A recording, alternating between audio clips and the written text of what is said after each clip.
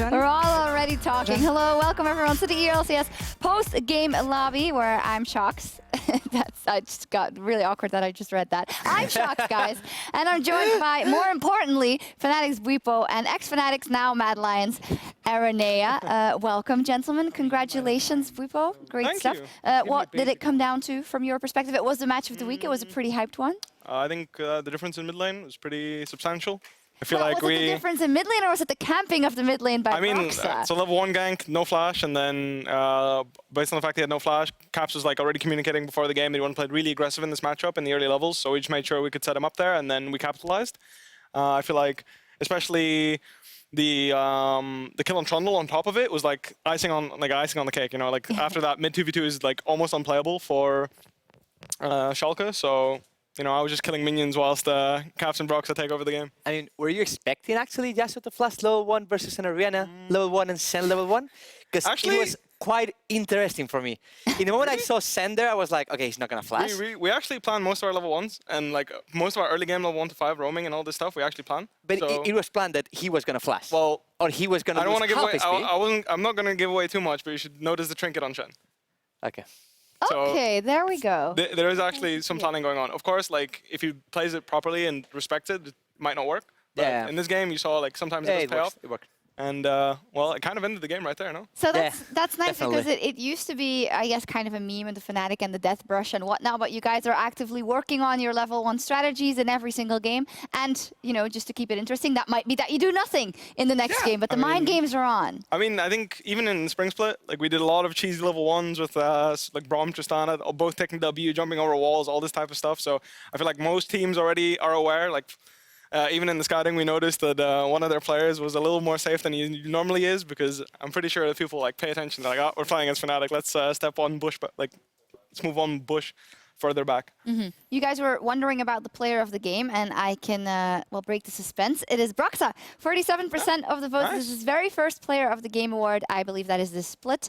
So is that then deserved? I mean, he was highest level in the game. Like after level 14, he was the highest level in the game. I was just like, holy moly, you know. I mean, after what he said about Amazing? Yeah. The pre-game, saying that with even his 4 old teammates, he can beat Amazing. I think he's gonna get the player of the game. Yeah, regardless of what he really does. Surprised because Broxa's usually pretty soft-spoken guy, right? And then he went in and like, oh, you can even give me my Fnatic Academy players back. I'd still beat him. Wow. So was the fire also translated into the game in the comms? Yeah, of course. I feel like I mean the comms in game itself. I think we were really calm and collected because again, like most of the stuff we did was planned, so we knew what was coming. Of course, it went better than expected. Getting 2 kills at 3 minutes off of a Shen roaming twice is pretty. I think it's on the better end of our games, but I feel like we knew what was going on. I was always safe in the bot lane every time Hylissang moved, and like we were always communicating like what the enemy team could do, what we could do. So I feel like I think we were really calm, really collected, and we just played the game like we should. Yeah, great stuff. You guys are looking fantastic. I also have the Fisho standing by, who I think is going to join us right now. Come, Martin. Join us, Martin. Was I not supposed to? Hi, friends. You got someone to carry your chair for you. You're such a prince. You know, once you reach my status. I have to give a shout out to Reich, who's a stage manager who has had to do some epic stuff. This split, he had to pull Trevor off the set last week when he was going off his rocker. Either him or me. I was about to do it. Got in the way. In any case, Fnatic won, and the race for playoffs is still on, although it looks like you guys will be pretty locked in to playoffs. Let's take a look at the standings. Misfits won also today, and G2 won as well over Splice, so the top 3 is still what it was. Schalke, 6 and 5. Is that correct? No, they lost. No. They were 5 and 5. No, they were 6 and 4. Oh, they were 6 and 4. Sorry. They were 6 my and bad, 4, my bad. yeah. We said this on the cast list towards the end. I'm sure you guys heard it when you were getting off stage. And there's like 4 groups in the EULCS standings. Top 3, all fighting for first place, all looking really strong whenever they snowball. Middle group of Schalke, Rocket, Vitality, Splice. I think we actually might have forgotten Rocket in our little conversation there, but that's a group of teams who are likely to make playoffs. We forgot Rocket, but because we actually think that Rocket is going to make it for sure. So we are thinking about the other 2 coming there. Or at least my point of view. I think it's hard to call right now. Like, I feel like with those 4 teams, man, they can go either way. Only one of them will have to drop out. Because I think on the bottom, it's getting real tough for Giants and Unicorns. It's super interesting. I want to and I need to talk about Team Vitality. Buipo, you know about the substitution, I suspect. So Kikis came in today for Team Vitality. Team Vitality had been on an 0-2 week and a 3-game losing streak, so it hadn't been looking good at all. They played versus Giants, and yeah, they won. And Kikis was player of the game, and they turned it around. And those are a couple of things that I think are pretty rough if you're being benched as a jungler, because Vitality usually never wins when they're behind. They never come back, right? We've said this many times. They need a lead to win. Not only do they turn it around, but Kikis gets player of the game. What does that mean if you're on the bench? And we have the prime bench guys here. I have some experience on the bench. So I think, honestly, I think Gilius is mostly happy. I think that in the first place, the fact that they fell behind and then came back, or I'm not sure how the game went. I believe it went like they were ahead. They were ahead. So they got ahead with him and then fell behind and then got back up. So I feel like, in general, I don't think they're proud of that game. I don't feel like it's a performance that Gilius is like sweating about, you know? Like, I don't think it's like, oh, like he was smurfing the entire game, shot calling like early, mid, late, and then just ended the game. So I feel like he's kind of comfortable. I don't know for sure, but as long as the relationship between each other is just healthy, listening what Yamato said. They're just bringing one guy, test him out, and having to work with 6 members, you know? Like, that's the ideal roster that Yamato showed us, and I think that's what they're going to work on. For playoffs, having 2 players on the same role that they can be swapping in and swapping out, I think is the best thing. I want to ask now that we have the king of subs, we have a coach. What are some of the difficulties you have to deal with as a team when you get more than 5 players? In this case here. Egos. Really? How do you deal with that? I think dealing with egos, probably not in your case or not in the other part case, I think it's pretty rough because some of the players doesn't really like to be a part or to don't play these important games or important matches. So some of the players get really, not gonna say mad, but tense or nervous about not playing it, and the bad feeling and the bad vibes it has behind the games, I think is toxic for the whole team. That's from my point of view. From his point of view, probably. I mean, it's kind of different for us because I feel like I was always okay with letting Soas play, of course. Like, you know, he always was Soas okay letting you play. That's my point. I was planned for 0 LCS games when I came in. So when I came as a substitute, I was not even going to play a scrim, not even going to play on stage, 0. Nobody in this room would know who I am. But Soas pushed for 1 scrim game for me. And then he pushed for a 2nd LCS game. So when we were locked in after beating Unicorns, I wasn't going to, I was just going to sit on the bench for the rest of the season. But so I was like, I think it's better if we play him so that he's ready for playoffs. So at least 1 more LCS game, I believe, against Giants. And he actually pushed for me to play. So I'm pretty sure if you're pushing for someone to play, you're okay with him playing. Yeah, I think there's a difference between kind of doing the right thing and knowing what's good for the team and what you think about when you're going to bed at night and when you are this competitive player, right? I think there's definitely still... I think MSI, for example, we didn't approach that very well, and I do feel like those feelings were there for him. I do feel like that was a very stressful environment for him because he had to, obviously he came from the injury and he came back and he had to ramp up to the high level, and I was playing really well in scrims. So from that point of view, I'm pretty sure that happened. But after MSI, we got a sports psychologist, we talked about it, and honestly, right now, we're really chill. Well, have you been bailed out by the meta? Because you didn't have to play Reckless anymore, you could both play, and all problems disappeared. I mean, in the Reckless case, it's different because from his point of view, I think he's a very extreme player in the sense that he will push his belief. And his belief from week 1 was, if we're going to play me, it needs to be with this style, this way, these champions, or you should just play Buipo instead. So with that in mind, it hasn't been difficult because he was the one that just put him in, you know. He plays all the champions I don't. Just put him in. I mean, the biggest difference with Fnatic is that the 2 players getting replaced are 2 really veterans. 2 guys that have been playing from the start of the game. Like Season 1, Season 2, Reckless and Soas were playing there. So after 8 seasons, obviously, you kind of need a break. But I would like to see what happens if you actually sub for someone like Caps. I don't know how is Caps going to feel?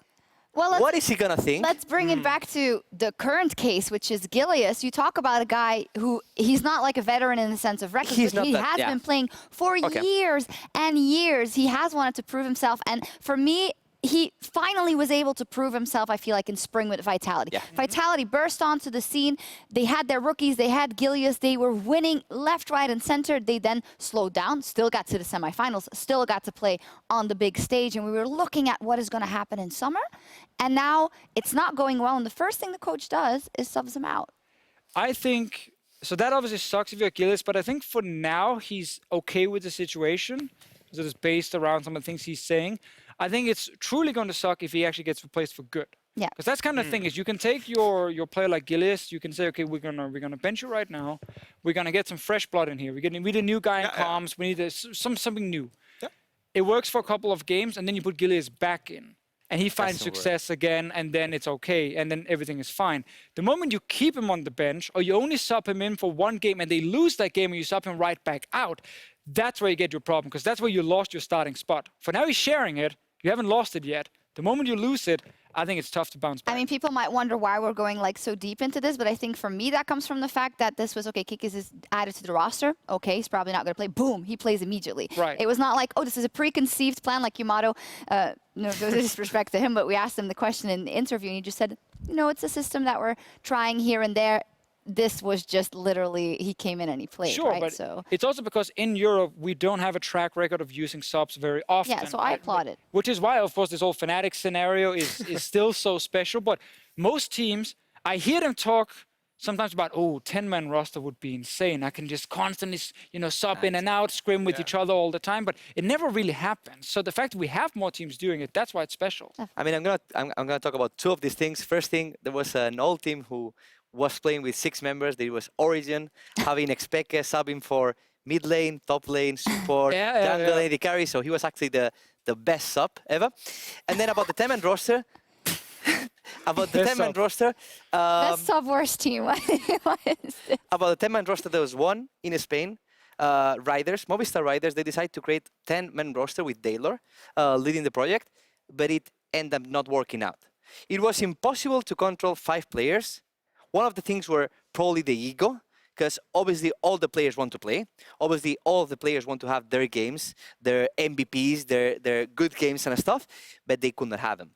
Also, if you're screaming between each other all the time, there is a moment that you know each other, you know how the other player is playing, so you kind of study them, and it's not really efficiency for you. So at the end, Riders actually decided this split to just break the 10-man roster and just go for a 6-man roster that is more logical. That seems like the sweet spot. I mean, it's easier at least. But I think also, because when I see this discussion happening in the community, people often highlight in sports, you have, big rosters, but that's physical sports, first of all, where your body can only do so much, you need breaks, so you can put in a different player. Which is also why in sports, you can actually have a worse player on the bench and still use him because you're using him to give your stars a break.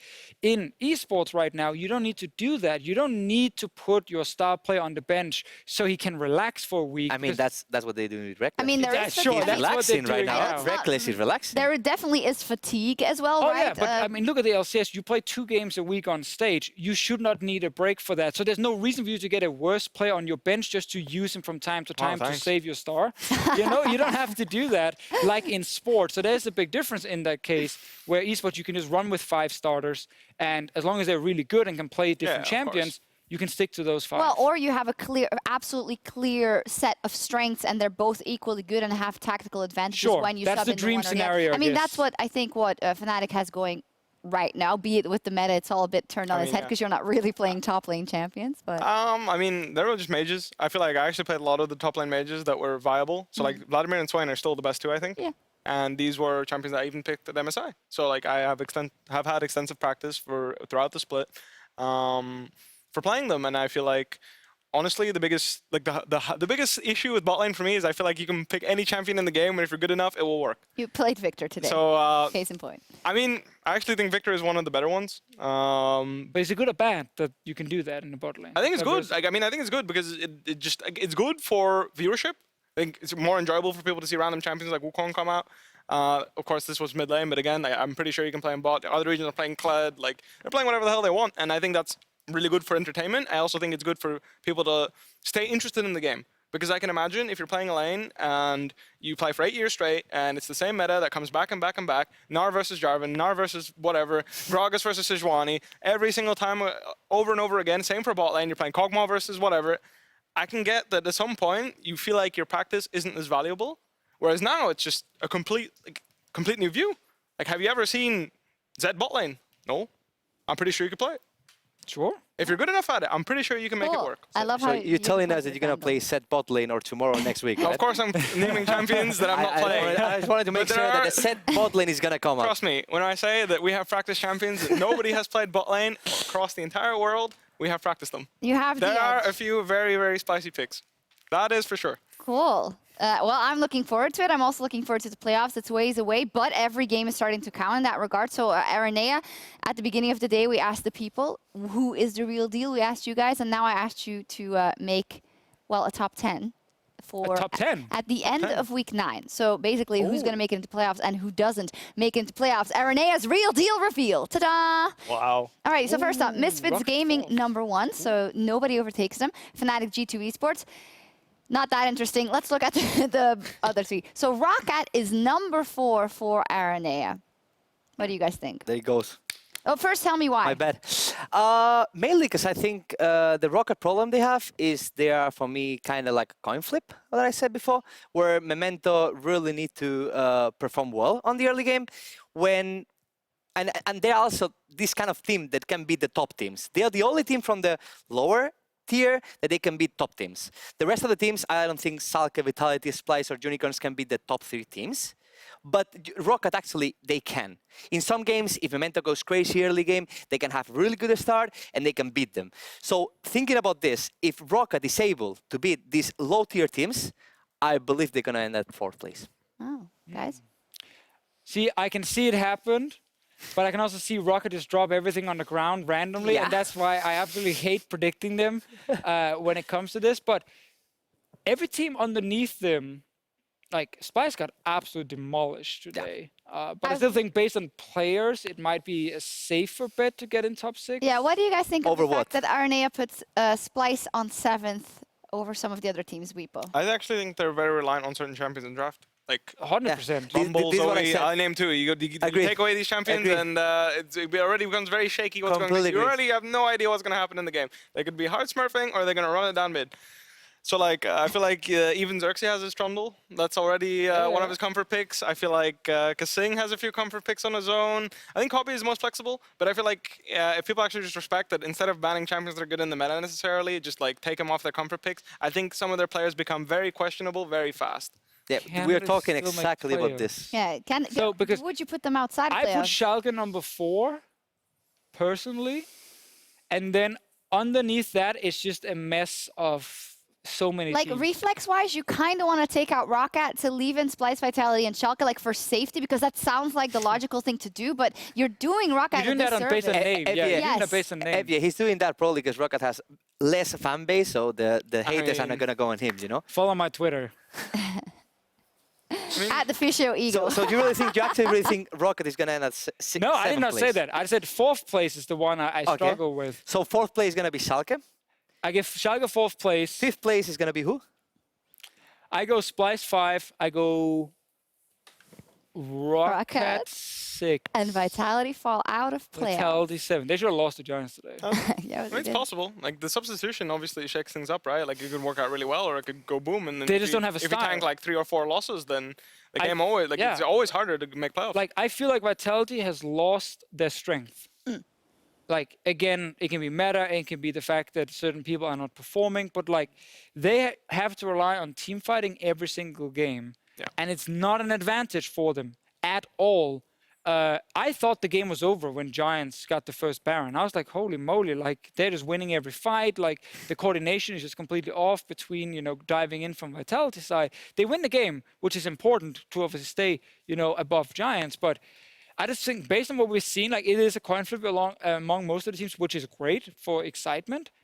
I just don't think Vitality, other than name-wise, is actually better than the teams around them. So 2 more questions about that. First off, so do you guys all agree that none of the teams now at 8, 9, and 10 in this one. So the Unicorns of Love Giants and H2K, who are actually outside of the playoff conversation most of the time because they're furthest off the teams that can make it. I heard some talks about Unicorns of Love that could make it, but it's getting more difficult for them every single day. But to be fair, like today when I was watching Unicorns, I didn't expect Exile to go that behind versus Senkux, but I actually didn't predict that bot lane was going to kill like 2v2 twice. Yeah. Like first time, okay, you don't respect Raven, but then second time is just a Morgana binding from a brush that should never ever happen on bot lane.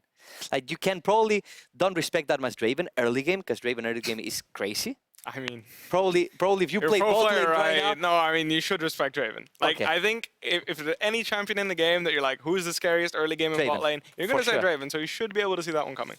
the second kill was the one that get me a bit like I didn't Yeah. understand at all. It was a random Morgana binding hitting into Rakan and then getting a second kill into Raven. I was like, okay, this game is completely over because I kind of thought that Exile could do something else on mid lane. I thought White Knight could actually be ahead on farm, but if nothing of this happened, then I feel like it's Cold alone. Oh, versus it the is. world. It does definitely look a bit the last 2 weeks like Cold, sadly, 1v5ing because it's just not clicking because he's doing what he's supposed to do, I guess. Yeah. But then the question is, well, if it's not working, should he then go for something more controlling? Should he go for a Sejuani? I don't No. I think he needs to go crazy. No. Needs to go crazy. I think he Yeah. literally needs to go crazy. Pick Try like the Rockout Pantheon, approach. Yeah, pick the Rockout Pantheon, approach. and start Go. going. Yeah. Kill But some people. that's the question I asked the guys a bit earlier as well. When things don't work for certain people, like, Cold can't put the rest of the team on his back, and someone like Memento does that, right? He goes into a game, he gets 1 or 2 kills, he feeds all his lane, and is that just that his lanes are better at snowballing once they get like one advantage? Like, is Prophet great at then roaming to another lane and snowballing his advantage for him? I mean, I think it's a combination of both. I think individually, they have like Rockout has better players than Yeah. UL right now. Like, I'm not saying they're bad or whatever, but I've never been like, holy moly, I can't lane against, well, either of the bot lanes. You get my point, like, I just feel like, yeah, it's just tough. Because I don't think they draft necessarily to like hard snowball, which I feel like Rockout actually does. Like, they like picking the Rumble, which is working out for them right now. I feel like that's actually like a staple pick that's makes snowballing easy, right? Because he pushes the wave, and either people concede the lane, and then you run anywhere you want and drop your ult, and you get something, or you just dive the guy.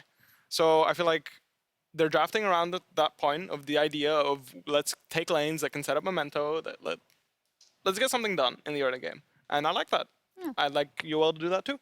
So my final question about kind of the standings in general, not just your prediction, but that was Misfits, Fnatic, G2.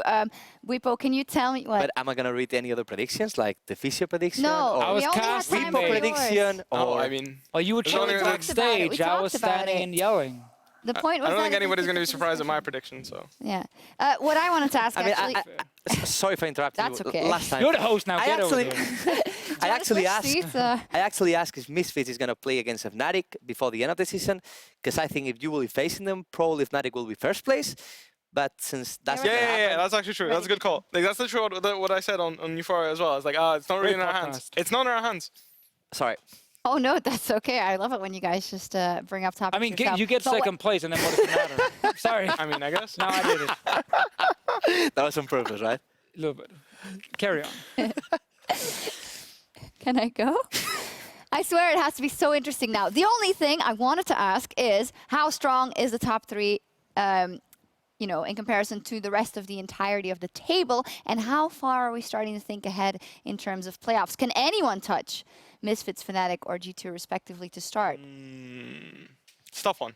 Because I feel like not only do the top teams have better mastery over the best champions, so like I feel like, Misfits, like not included, but like G2 and us have really good control over the bot lane mages. We have our specific mages that you can't really ban out every game. We're going to get them eventually, and we're going to win the game, or like the lane at least, or have a good position from our laning phase in the first place. I feel like drafting is better from the top 3 teams, and I think that's a pretty big deal right now, given how hard you can punish someone in draft, especially mid lane matchup, bot lane matchup, jungle matchup. Because if anything goes badly in certain jungle matchups, the game is just boom. Like, for example, this game, Trundle into Nocturne, if the Nocturne ever gets ahead, the game ends for their laners. Yeah. Like, Nocturne has full pressure everywhere and just unplayable situation. But it goes the same on the other side. If Trundle gets early game ganks. Exactly. And Nocturne cannot do any Skylel because he's not supposed to do. Yeah, he's not supposed to contest exactly. any single Skylel versus Yeah. Trundle. If your lanes are pushing, Trundle can get control of the Skylel, can get control of the river. Nocturne can. I mean, he's gonna be able to gank because he's Nocturne level 6. He can do whatever he wants. But Trundle should be actually in a good moment to just roll over the lanes. Exactly, and that's why draft is really important, because if you get the winning lanes, you get your bad jungle matchup, getting the crabs anyway, getting ahead anyway, then the game is just really difficult. Like, for example, against Misfits, we had the Sejuani Wukong, which is like pre-6. Like, they're not even champions, you know? Like, they're minions. And then we got to level 6, got crabs, like, we got everything. So the game just ends. It was unplayable for Senkux after a certain stage. Like, it was unplayable for him. And even if there are people behind him, with the way we set up the ganks, like, we don't care. We'll kill him anyway. And that's kind of the thing now with the top teams. And it's like, I feel like every draft as well, when you're casting it, you're just like, wow, these 4 champions can go to like 3 different lanes. Like, you can't really answer anything properly, or these players can just like swap around if they want to. So you combine the large champion pools with the fact that there's some individually very good players, like that for most part are a step above if you look at the rest of the league right now. And then you have a meta where macro is kind of changed a lot. It's a lot about just early game snowballing coming in. And if you then you have the best players, you have flexible drafts, and it's all about winning early game to snowball. That's a recipe for success for these top teams. It's not the, oh man, we made a mistake in the late game. It was a slow game with no kills. Which is much more unforgiving. Because then if you actually do make a mistake, then you can get punished really hard. But it's so hard. If you fall behind now against good teams, they are supposed to run over you. About that macro point, Aranea this afternoon said on the start of the show that he thinks Misfits has undeniably the best macro out of all the teams in the LCS. Now, you guys did beat them last. I mean, I'm just saying, you know, but if you're giving up every crab as Trundle and Sejuani, I don't think you have very good macro. I mean, they beat them, but how they beat them wasn't exactly I think macro. Wait, isn't... but that's the thing. I feel like macro is tango, right? They didn't want a tango. That's how I felt when I was playing this game. I am 100% serious when I say this. When I was playing against Misfits, I did not have the feeling like Misfits wanted to tango. Trundle farmed his entire jungle without showing the face in River from levels 1 till 4. If this is good early game macro or good early game planning when you're playing Trundle into Sejuani, I think maybe you just choked. I think from what I saw, that was one game as well. It was one game, of course. I'm exaggerating because we won. Because to be fair, I think the first game they played versus you, it was completely the opposite, right? We were playing funnel, and then they invade us when their jungler was level 4 to level 7. And then boom from you. And then we inted. Like, trust me, when we went over this review, people were saying, if we give up this buff, the game is over. But it doesn't matter, I understand. I'm saying the second time, I feel like we played standard, we played our game, and I did not feel contested by Misfits whatsoever. So let's remember this kind of interaction when come playoffs, if and when Fnatic give me that best of 5 already. Oh yeah, hell yeah, let's go right now. I'll take it. I'm feeling it too, actually. Like, because the thing is, like, that happened, but I feel like I said, I feel like it was more of a slow like they took the game too slow, and they let us. Different tune now. Oh, no, of course not. I'm just saying, you know, like, I can imagine if you're playing as Wukong mid, you really don't know what the hell this champion does, you know? Like, do you actually realize that at level 6, Wukong Sejuani is going to take over the game 2v2? No. I mean, that call was to snowball bot. They killed you guys bot lane, right? And but like, that's what I was saying, that I didn't feel contested. I had a really good matchup bot. It was really tough for me to walk up to the wave, but they let me clear it over and over again. They did get that gank off once. We didn't expect it, but then they didn't capitalize on it. I feel like they missed out on the opportunity to snowball bot, which they could have. And then, our Wukong started killing people. He did. I mean, for me, 2 things that we have to talk about, or we should talk about, is first of all, he's talking about how good, especially he said D2 and Fnatic are right now on these champions, especially mages in bot lane. But what's gonna happen if meta switch? Yeah, I mean, because at that point, hey, we have this like pretty good AD carry player. I'm not sure if you heard of him. Like, he got MVP twice in a row now. Yeah. I don't know who it is. I'm pretty sure we'll be all right. I don't know who it is. Okay. But then you have also G2, where Jarnan is also known for his mages, not for his AD carries. Exactly. But so I actually think also, even though you have that player, you said he win 2 MVPs in the past. He's not playing on the past weeks. I'm not sure if he's playing scrims or not. Probably he is. We cannot see that. He's not playing on LCS, so I'm not sure if his level is going to be exactly the same as he was when he left. Well, because that's something We'll we have catch to- up pretty We'll, quickly. I think we have we had can give this him the benefit of the conversation a doubt. couple of times, and this is where we need to reach our quota of reckless, reckless, reckless. We miss you, reckless, all that. We'll see you again. who said reckless, by the way? Yeah, Who we said didn't know who it was. Oh, okay. We might have a new sub. We don't Yeah. know. Is there a new sub? Okay. And in any case, we've had this conversation a couple of times, but only time will tell. As said, 80 carry buffs a little bit at a time. Teleport changes now, and we did see a lot of 80 carries today, I have to say. But you know, there's no way to say how it definitively will change back or not. So we'll I have mean, to I'm check. looking at the item buffs in the next patch where IH is cheaper, you know, the Zeal item as well. I think that's some PvE buff. Maybe not fully like locked in yet, but there's a lot of great changes to a lot of the 80 carry items. I expected to see Whippo read those patch notes and try a little Try bit. a He was little like, bit. oh, You should check my solo key. There's Zion there. all right. So he wanted to take the 80 carry spot as No, well. I think that it would just be valuable if I could play some.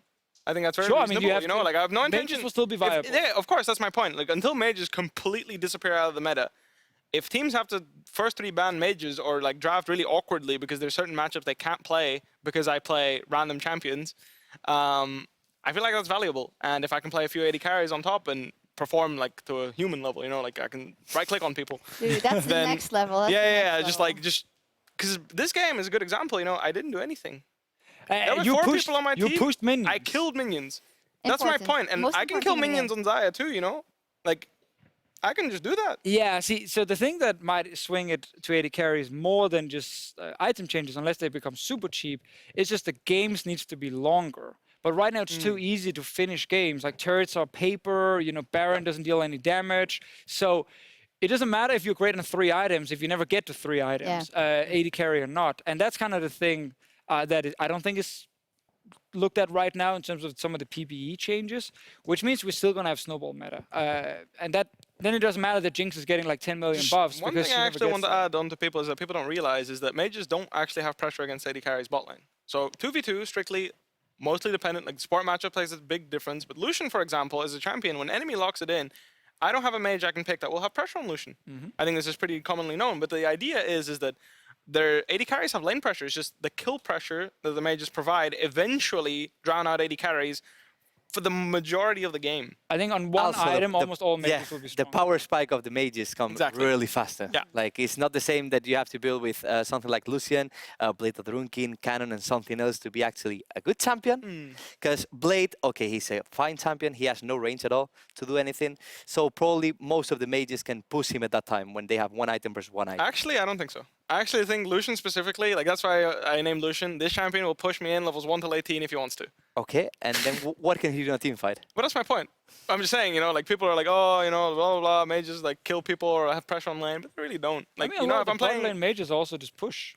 some do. I mean, that's why Heimerdinger is so popular, is because he's one of the guys that just pushes. You can't stop him. Like, Exactly. and he will then just push, and he has the power spike. You just He's play to the gold. other side of the map, you know, that's effective.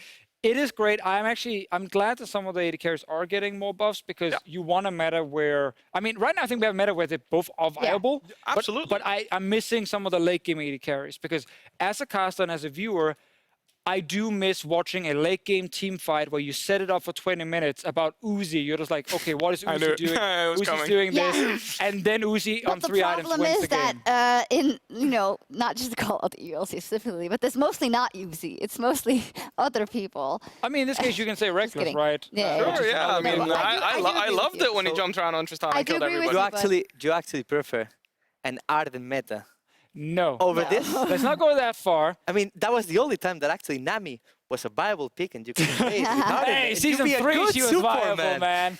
Uh, I think just the fact that you can have both. You want early game snowball, you want mages who can one-shot 80 carries, like Spellbind of Vladimir, just like, boop, you're dead.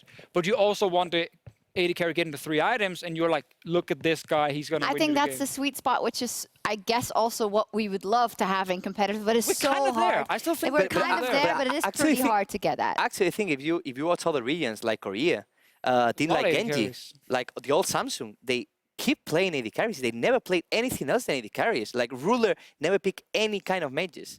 Like they first pick Swain, and enemy team knows Swain is gonna go or mid lane or top lane, and they start banning 80 carries because they know Ruler won't play a single 80 carry. So you're telling me, once we get to Worlds, EU is just gonna crush them with their Heimerdinger spot lane? No, I don't think so. Okay. I well, actually think that was a Heimerdinger short-lived versus a champion like Ethereal suffers a lot. Yeah. Because Ezreal can actually clear the towers pretty easy. He's gonna get pushed, but Ezreal I don't is think gonna they're farm. suffering. I understand. There's But no, He's gonna farm up. in And the then at cutoff 2 here, we items, just Ezreal is keep really going. annoying. I mean, of course, it's Ezreal. All right. Cool. That I would like to let you guys keep going, but we also still have a show tomorrow, and you need to go prepare as well for that for those games tomorrow. So he's gonna pick Victor and Wave Clear. Okay, let's take a look at who you're playing. We also have Vitality versus Roccat, by the way, our first game of the day, which I am incredibly hyped for. As said, Roccat kind of a coin flop team, but if they go 1-1 again, then that's good news for Vitality. But do they break the curse? Does Roccat go 2-0 and beat Vitality tomorrow? Oh, I mean, they never do. That's the thing. But I looked at all the matchups tomorrow when we did our predictions. I was That's your job. Damn, yeah, it is true. I kind of show up and be like, oh, what's happening today? But I saw a lot of the matchups. I'm like, who am I actually predicting to win this? Especially the first two were the ones with huge question marks. I think Roccat look better. And the moment I say that, they will completely destroy themselves and just lose. And also Giants Unicorns, man, I got no clue. Splice Misfits? Misfits. I mean, no I chance think after today. Like I said, I think if they don't get their core picks, it's going to be a relatively smooth game. But if they do, I feel like there's weakness in some. Like you can find weakness. Like for example, Alfire died level 1 to us. You know, he always walks to the same spot. That was a great level 1. We knew it was going to be there. You know, that's just 400 gold in our pocket. There's also something I found interesting in Europe. There is red side. Like actually today, every single team from blue side except of S2K won. Yeah. Why is blue side so strong? Right now there is a lot of really strong picks, and especially the last 3 weeks or 2 weeks, Korea were always banning the same 3 champions. There was Aatrox, Taliyah, and Nocturne. So red side had pretty much no bans at all. They had to ban these 3 champions, and then blue side is the one deciding, okay, I'm gonna ban Heimer versus this guy, I'm gonna ban Rumble versus this guy, whatever you wanna ban. And then you decide the draft from blue side. So it's red side just contesting or answering with picks, pretty much. But I don't know what's going on in Europe, because I keep seeing or Nocturne or Taliyah or Aatrox open every single day. It's true that in Korea this last week, Nocturne has been open all the time right now. I guess they practice a lot versus it, and they know how to counter Nocturne with like tanks, They just trundle into everything, actually. They just trundle into Nocturne and just play the game. They just play the game. Yeah, and they just go like full tank comms, and then if Nocturne is picked, Nocturne is an assassin at all. So there is a moment that he cannot kill anyone, and he is going to side. You? My point is like I've seen every single team today letting or Taliyah, or Nocturne, or Aatrox open, and I'm not a coach on LCS. Yeah. I'm not a coach on LCS anymore, but I don't see why this keep happening, you know? Yeah. Like, I prefer to let like a Zoe open or a Swain open over these 3 champions right now, at least for myself. Peculiar case, the peculiar case of the blue side in Europe. We'll see tomorrow what happens, but there's more league action tonight in NELCS Academy. The action is going to be starting up with FlyQuest versus Echo Fox at midnight, and then after that we'll have the rebroadcast from everything EU LCS after the last game is finished in LA, and then tomorrow we will be back with all of these games and our guests. So thank you very much, Bwipo. Congratulations. Thank you. Good luck tomorrow versus H2K. Aranea on your throne, because we need to keep reminding people that we're going to Madrid, so get your tickets on eu.llesports.com/Madrid. And that's it. Sock talk. No socks. He's actually wearing tiny socks. Yep. Can't show that much skin. Yeah. You can, of course you can. Very. Not with the suit on. Fashion. You can. All right. Well, thank you guys very much for joining us.